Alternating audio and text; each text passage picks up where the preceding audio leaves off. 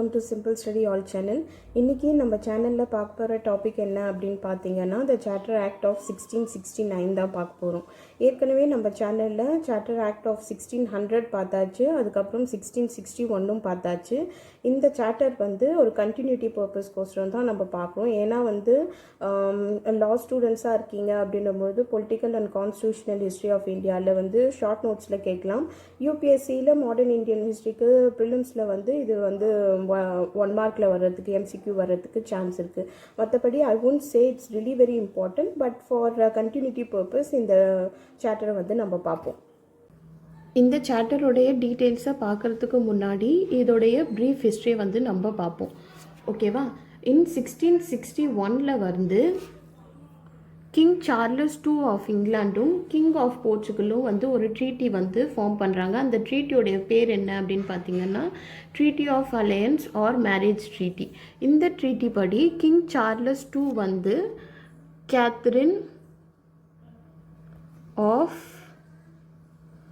பர்கான்சா அப்படின்றவங்கள வந்து மேரேஜ் பண்ணணும். இந்த கேத்ரின் ஆஃப் பர்கான்சா அப்படின்றவங்க ஒரு போர்ச்சுகீஸ் டியூக்கோடைய டாட்டர். இந்த மேரேஜ்க்கோசரம் ஒரு டவுரியாக வந்து ஒரு பிளேஸ் வந்து king Charles II of England கொடுக்குறாங்க. அந்த பிளேஸுடைய பேர் என்ன அப்படின்னு பார்த்தீங்கன்னா, போர்ட் அண்ட் ஐலாண்ட் பாம்பே. இந்த போர்ட் அண்ட் ஐலாண்ட் பாம்பே எப்படி வந்து போர்ச்சுகீஸ் கண்ட்ரோல் கீழே வந்துச்சுன்னா, இன் 1534 வந்து போர்ச்சுகீஸ் வந்து பகதூர் ஷா ஆஃப் குஜராத்தை வந்து டிஃபீட் பண்ணியிருப்பாங்க. இந்த டிஃபீட் பண்ணதுக்கப்புறம் ஒரு ட்ரீட்டி வந்து கன்க்ளூட் பண்ணுவாங்க. அந்த ட்ரீட்டியோடைய பேர் என்ன அப்படின்னு பார்த்தீங்கன்னா, ட்ரீட்டி ஆஃப் பசின். இந்த ட்ரீட்டின் கீழே தான் வந்து பகதூர் ஷா ஆஃப் குஜராத் வந்து கம்ப்ளீட்டாக இந்த போர்ட் அண்ட் ஐலாண்ட் பாம்பேவை போர்ச்சுகீஸ்க்கு வந்து ட்ரான்ஸ்ஃபர் பண்ணியிருப்பாங்க. ஸோ இப்போது இன் 1661 ட்ரீட்டி படி டவுரியாக வந்து இந்த port and island Bombay king Charles II கண்ட்ரோலுக்கு வந்து போயிடுச்சு. இந்த பிளேஸுடைய சிக்னிஃபிகன்ஸை வந்து நம்ம சார்ட்டர் ஆக்ட் ஆஃப் 1669 வந்து நம்ம பார்ப்போம். Okay, what is charter act of 1669? So இந்த charter act of 1669 king Charles II வந்து இந்த போர்ட் அண்ட் ஐலாண்ட் பாம்பேவை வந்து ஈஸ்ட் இந்தியா கம்பெனிக்கு வந்து ட்ரான்ஸ்ஃபர் பண்ணியிருப்பாங்க. இந்த ட்ரான்ஸ்ஃபரில் இந்த கம்பெனிக்கு வந்து டோட்டல் டெரிட்டோரியல் சாவர்னிட்டியை வந்து இந்த சார்ட்டரில் வந்து கிராண்ட் பண்ணியிருப்பாங்க. சாவரன் பவர்ஸ் அப்படின்ற பொழுது அந்த இடத்துலையும் அங்கே வாழ்கிற மக்களுக்கும் உண்டான லா ரூல்ஸ் அண்ட் ரெகுலேஷன்ஸ் ஃபாலோ பண்ணுறது, அதுக்கப்புறம் லா மேக் பண்ணுறது, அந்த லாவை வந்து இம்ப்ளிமெண்ட் பண்ணுறது, எதனா ஒரு எக்ஸ்டர்னல் த்ரெட்ஸ் வரும்பொழுது வாருக்கு போகிறது, இந்த மாதிரி விஷயங்களெல்லாம் வந்து இந்த சாவரன் பவர்ஸில் வந்து இன்க்ளூட் ஆகிருக்கும். அது மட்டும் இல்லாமல் இந்த சார்ட்டரில் வந்து கம்பெனி வந்து சோல்ஜர்ஸை வந்து ரெக்ரூட் பண்ணுறதுக்கும் அலோவ் பண்ணியிருப்பாங்க. அதே போல் வெப்பன்ஸ், அந்த போர்ட் அண்ட் ஐலாண்ட் பாம்பே ப்ரெமிசஸில் இருக்கிற வெப்பன்ஸை வந்து யூஸ் பண்ணுறதுக்கும் அலோவ் பண்ணியிருப்பாங்க. எதுக்காக அப்படின்னா, for the good governance and safety of Bombay. இந்த பர்பஸ்க்கோசரம் தான் வந்து இந்த சார்ட்டரில் டோட்டல் டெரிட்டோரியல் சாவர்னிட்டியை வந்து கொடுத்துருப்பாங்க. ஸோ ஈவன் தோ வந்து க்ரௌன் வந்து இந்த ட்ரான்ஸ்ஃபர் வந்து கொடுத்துருந்தாலும் it is based on one condition, that is East India Company வந்து க்ரௌனுக்கு வந்து 10 euros annually they have to pay 10 euros annually. அதாவது வருஷம் 10 euros வந்து க்ரௌனுக்கு ஈஸ்ட் இந்தியா கம்பெனி வந்து பே பண்ணணும் அப்படின்னு சொல்கிறாங்க. ஸோ இந்த டெரிட்டோரியல் சாவர்னிட்டி கொடுத்துட்டாங்கன்னு நம்ம சொன்னோம். அது மட்டும் இல்லாமல் அந்த டெரிட்டோரியிலேருந்து கிடைக்கிற ப்ராஃபிட்ஸ், அது மட்டும் இல்லாமல் ராயல்ட்டிஸ், ரெண்ட்டு, கஸ்டம்ஸு, அங்கே இருக்கிற கேஸ்டில்ஸ், ஃபோர்ட்ஸு, பில்டிங்ஸு, ஃபோர்ட்டிஃபிகேஷன், ஃப்ரான்ச்சைஸ், இது எல்லாத்து மேலேயும் இப்போது ஈஸ்ட் இந்தியா கம்பெனிக்கு வந்து பவர் இருக்குது அப்படின்னு சொல்லி இந்த சார்ட்டரில் வந்து சொல்கிறாங்க. ஸோ இப்போது என்னென்ன ரைட்ஸ் வந்து கிராண்ட் பண்ணியிருக்காங்க அப்படின்றது பார்த்தோம். எப்படி வந்து ஈஸ்ட் இந்தியா கம்பெனி வந்து பிரிட்டிஷ் கிட்ட இருக்கிற பிரிட்டிஷ் பொசிஷனில் இருக்கிற பிளேஸை வந்து அவங்க பொசிஷனுக்கு வந்து கொண்டு வராங்க அப்படின்றத நம்ம பார்ப்போம். அது வந்து நம்ம delivery of position of Bombay to company அப்படின்னு சொல்லலாம். போர்ட் அண்ட் ஐலாண்ட் பாம்பே அப்படின்றது ப்ரெசன்ட் டே மும்பைன்னு நம்மளுக்கு தெரியும். அதனால் இதுக்கப்புறம் நான் வந்து வெறும் பாம்பேன்னு மட்டும் நான் மென்ஷன் பண்ணுறேன். இந்த பாம்பேவுடைய பொசிஷனை எடுக்கிறதுக்கு கம்பெனி வந்து ஒன்று இல்லைன்னா ஒன்றுக்கும் மேலே வந்து ஷிப்பை வந்து அனுப்பணும் அப்படின்னு சொல்கிறாங்க with 1 or more commission under common seal. So இந்த கமிஷன்ஸ் அண்டர் காமன் சீல் அப்படின்னா என்னென்னா, இப்போ ஃபார் எக்ஸாம்பிள் வந்து இப்போது இந்த ஸ்பெஷல் பர்பஸ், இந்த ஷிப் அனுப்புறதுக்கான பர்பஸ் என்ன அப்படின்னா பொசஷனை எடுக்கிறது. ஸோ ஒரு பர்டிகுலர் சர்வீஸை செய்யறதுக்கு இந்த ஷிப்புங்களை வந்து கம்பெனியோடைய காமன் நேமுக்கு கீழே அனுப்புறது தான் கமிஷன் அண்டர் காமன் சீல் அப்படின்னு சொல்லுவாங்க. ஓகேவா?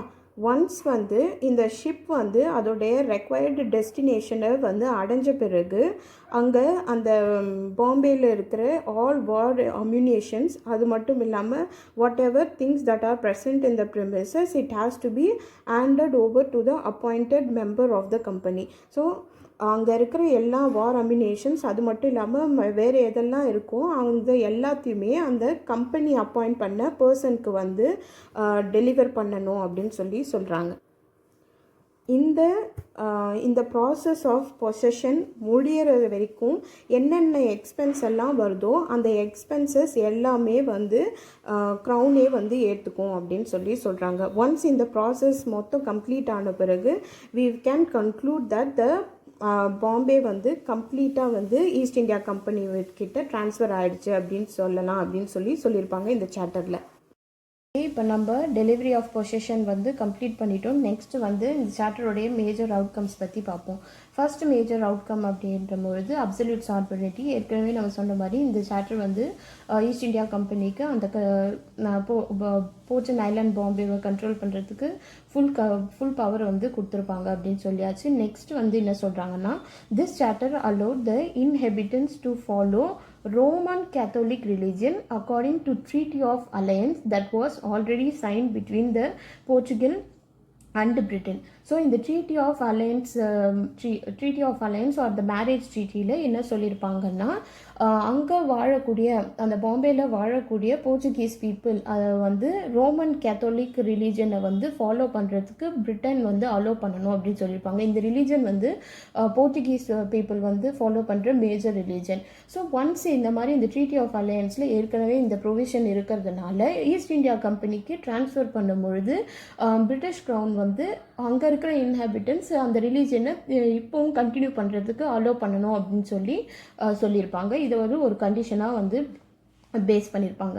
நெக்ஸ்ட்டு வந்து அங்கே அந்த பிளேஸில் இருக்கக்கூடிய வார் அம்யூனிஷன்ஸ் வந்து கம்பெனிக்கு வந்து டெலிவரி பண்ணணும் அப்படின்னு சொல்லியிருப்பாங்க. கம்பெனி வந்து எப்போ பொசஷனுக்கு வராங்களோ அந்த ப்ரெமிசஸில் இருக்கிற என்னென்ன வார் அம்யூனிஷன்ஸ் எல்லாம் இருக்கோ அந்த அம்யூனிஷன்ஸ் மொத்தத்தையும் வந்து கம்பெனியோடைய கண்ட்ரோலுக்கு கீழே வந்து கொடுத்துடணும் அப்படின்னு சொல்லியிருக்காங்க. நெக்ஸ்ட் வந்து நான் ஏற்கனவே சொன்ன மாதிரி மேலே ஏற்கனவே சொல்லியிருப்பேன், கம்பெனிக்கு வந்து சோல்ஜர்ஸை ரெக்ரூட் பண்ணுறதுக்கு சேஃப்டி பர்பஸ்க்கோசரம் சோல்ஜர்ஸை வந்து ரெக்ரூட் பண்ணுறதுக்கு அலோவ் பண்ணியிருப்பாங்க அப்படின்னு சொன்னேன். ஸோ இந்த மாதிரி ரெக்ரூட் பண்ணும்பொழுது கம்பெனி தான் வந்து அந்த காஸ்ட்டை வந்து பியர் பண்ணணும் அப்படின்னு சொல்லியிருப்பாங்க. சப்போஸ் வந்து அந்த மாதிரி ரெக்ரூட் பண்ணுற சோல்ஜர்ஸ் வந்து அவங்களுக்கு வந்து இந்த இடத்துல வந்து வேலை செய்ய பிடிக்கல அப்படின்னும் பொழுது அவங்க திரும்பி வீட்டுக்கு அதாவது பிரிட்டனுக்கே திரும்பி போகணும் அப்படின்னு நினைக்கிறாங்க அப்படின்னும் பொழுது கம்பெனி வந்து அவங்கள வந்து அவங்களுடைய ஹோம் கண்ட்ரிக்கு அனுப்பி வைக்கணும். அந்த அனுப்புறதுக்கு உண்டான காஸ்ட் மொத்தத்தையும் கம்பெனி தான் வந்து பியர் பண்ணணும் அப்படின்னு சொல்லியிருப்பாங்க இந்த சாப்டரில். நெக்ஸ்ட் வந்து இந்த சாப்டரில் லெஜிஸ்லேட்டிவ் அண்ட் ஜுடிஷியல் பவர் வந்து எக்ஸ்டெண்ட் பண்ணியிருப்பாங்க. ஏற்கனவே வந்து 1661 வந்து some sort of legislative power வந்து கம்பெனிக்கு வந்து கொடுத்துருப்பாங்க. இதில் வந்து ஸ்லைட்டாக வந்து இன்க்ரீஸ் பண்ணியிருப்பாங்க. அதோட இன்க்ரீஸ் வந்து நம்ம கீழே பார்ப்போம். ஜுடிஷியல் பவரையும் வந்து இன்க்ரீஸ் பண்ணியிருப்பாங்க. அதோடைய சிக்னிஃபிகன்ஸ் அதோடைய டீட்டெயில் எக்ஸ்பிளேஷனில் லேட்டரான் பார்ப்போம். இந்த கம்பெனி வந்து இந்த ரீஜனை வந்து ஒழுங்காக அட்மினிஸ்டர் பண்ணுறதுக்கோசரம் இந்த பிளேஸுக்குன்னு ஒரு governor and then officers or ministers, chief factors. இந்த சீஃப் ஃபேக்டர்ஸ்ன்றவங்க இது கரண்ட் சிவில் சர்வன்ட்ஸ் மாதிரி.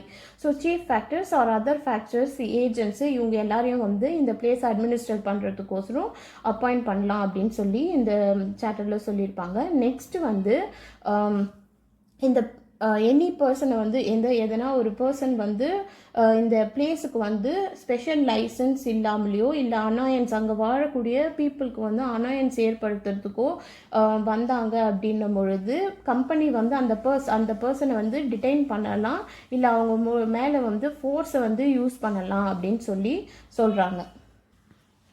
நெக்ஸ்ட் வந்து இன்கேஸ் வந்து இந்த போர்ட்லண்ட் ஐலாண்ட் பாம்பேயில் ஏதாவது ரிபெலியன் இல்லை மியூட்டினி செடிஷன் அந்த மாதிரி சில ப்ராப்ளம்ஸ் வரும்பொழுது மார்ஷியல் லா வந்து இம்ப்ளிமெண்ட் பண்ணலாம் அப்படின்னு சொல்லியிருப்பாங்க. இதுதான் வந்து இந்த சாப்டருடைய மேஜர் அவுட்கம்ஸ். இதுக்கு கீழே வந்து நம்ம நெக்ஸ்ட் வந்து லெஜிஸ்லேட்டிவ் பவர் வந்து ப்ரீஃபாக பார்ப்போம். என்னென்ன லெஜிஸ்லேட்டிவ் பவர் வந்து இந்த சாப்டரில் வந்து கொடுத்துருக்காங்கன்றதை பார்ப்போம். ஸோ இந்த சாப்டரில் கவர்னருக்கு வந்து லா மேக் பண்ணுறதுக்கும் ஆர்டர் பாஸ் பண்ணுறதுக்கும் ஆர்டினன்ஸ் பாஸ் பண்ணுறதுக்கும் கான்ஸ்டியூஷனில் சேஞ்சஸ் கொண்டு வரத்துக்கும் பவர் கொடுத்துருக்காங்க. அதோடைய பர்பஸ் என்ன அப்படின்னு பார்த்தீங்கன்னா கம்பெனியோடைய குட் கவர்னன்ஸ், அதுக்கப்புறம் ப்ரொடெக்ஷன் ஆஃப் இன்ஹாபிட்டன்ஸ், இதுக்கோசரம் தான் இந்த பவர்ஸ் வந்து கொடுத்துருக்காங்க. அதே சமயம் for the purpose of if it feels, இப்போ கம்பெனி வந்து குட் கவர்னன்ஸ்கோசரம் ஏற்கனவே இருக்கிற லாவை வந்து ரிவோக் பண்ணுறதுக்கும் அப்ரகேட் பண்ணுறதுக்கும் சேஞ்ச் பண்ணுறதுக்குமே வந்து இந்த சார்ட்டரில் வந்து பெர்மிஷன் கொடுத்துருக்காங்க. ஸோ இன்கேஸ் வந்து கவர்னர் வந்து ஆப்சண்ட் இல்லை அவரால் வந்து அவருடைய ஃபங்க்ஷனை செய்ய முடியல சர்டன் சர்க்கம்ஸ்டான்சஸ்னால அப்படின்னும் பொழுது ஜென்ரல் கோர்ட் உடைய permission and then court of committees, இந்த 2 பாடியோடைய பெர்மிஷனோட டெப்யூட்டி கவர்னரை வந்து அப்பாயிண்ட் பண்ணலாம் அப்படின்னு சொல்கிறாங்க. ஸோ இந்த ஜென்ரல் கோர்ட்னா என்ன, கோர்ட் ஆஃப் கமிட்டிஸ்னால் என்ன அப்படின்னு பார்ப்போம். ஸோ ஒரு கம்பெனி அப்படின்னு எடுத்துக்கிட்டிங்கன்னா அதுக்கு வந்து ஷேர் ஹோல்டர்ஸ் இருப்பாங்க. ஸோ இந்த ஜென்ரல் கோர்ட்டுன்றவங்க வந்து ஒரு குரூப் ஆஃப் மெம்பர்ஸ்.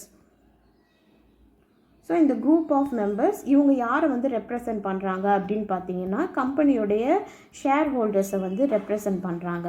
ஸோ இந்த ஜென்ரல் கோர்ட் வந்து இந்த கோர்ட் ஆஃப் கமிட்டியை வந்து செலக்ட் பண்ணுவாங்க. ஸோ இந்த கோர்ட் ஆஃப் கமிட்டி அப்படின்றது என்னன்னு பார்த்தீங்கன்னா இது ஒரு எக்ஸிக்யூட்டிவ் பாடி.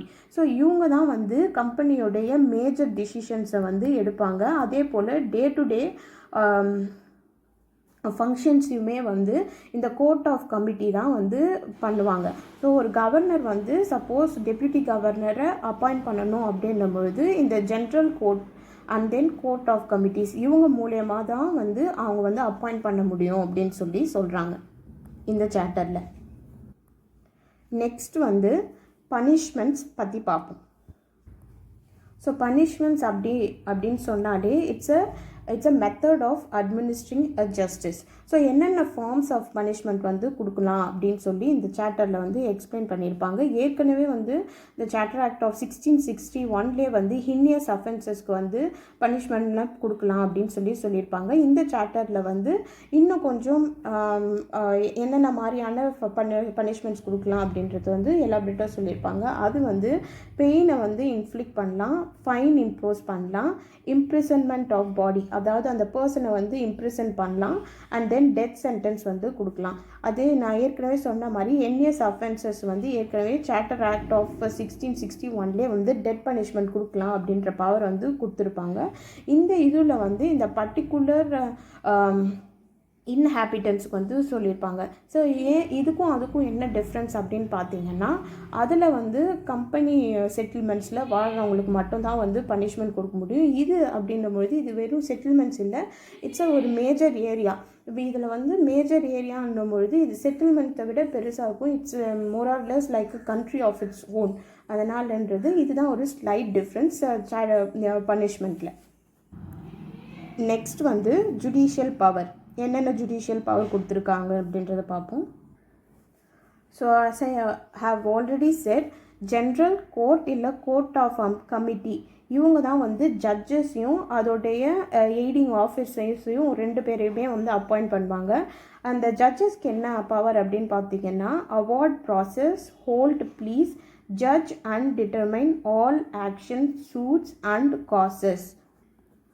அவார்ட் ப்ராசஸ் அப்படின்னும் பொழுது பனிஷ்மெண்ட் எதனா கொடுக்குறாங்கன்னா அதை தான் வந்து அவார்ட் ப்ராசஸ் அப்படின்னு சொல்கிறாங்க.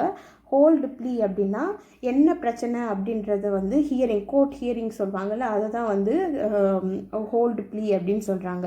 ஸோ ஒன்ஸ் வந்து அந்த மாதிரி கேட்ட பிறகு ஜட்ஜ் பண்ணி அதுக்கப்புறம் என்னதான் ப்ராப்ளம் அப்படின்னு சொல்லி டிட்டர்மைன் பண்ணுறது தான் determine all action suits and causes அப்படின்னு சொல்கிறாங்க. Of any kind or nature, இது இந்த மாதிரி ஜட்ஜ்மெண்ட் கொடுக்கறதா இருக்கட்டும், இந்த ஆல் ஜுடிஷியல் ப்ரொசீடிங்ஸ் வந்து subject to law of England. So இந்த எந்த ப்ரொசீடிங்குமே வந்து இங்கிலாண்டில் இருக்கக்கூடிய சட்டத்துக்கு வந்து அகெயின்ஸ்டாக இருக்கக்கூடாது அப்படின்னு சொல்லி சொல்கிறாங்க. ஸோ இந்த சார்ட்டரில் சர்டன் ரெஸ்ட்ரிக்ஷன்ஸும் வந்து ஈஸ்ட் இந்தியா கம்பெனி மேலே வைக்கிறாங்க in regards to the certain rights. So அது என்னென்ன அப்படின்னு பார்த்தீங்கன்னா, இந்த கம்பெனி வந்து இந்த போர்ட் அண்ட் ஐலாண்ட் பாம்பேவை வந்து இன்னொருத்தருக்கு விற்கவும் முடியாது, ட்ரான்ஸ்ஃபர் பண்ணவும் முடியாது, அவங்களுடைய ரைட்ஸை வந்து இன்னொருத்தருக்கு வந்து தாராவாத்து கொடுக்க முடியாது, அதே போல் இன்னொரு கம்பெனிக்கு வந்து இவங்க வந்து டிஸ்போஸ் பண்ணக்கூடாது அப்படின்னு சொல்லி சொல்கிறாங்க.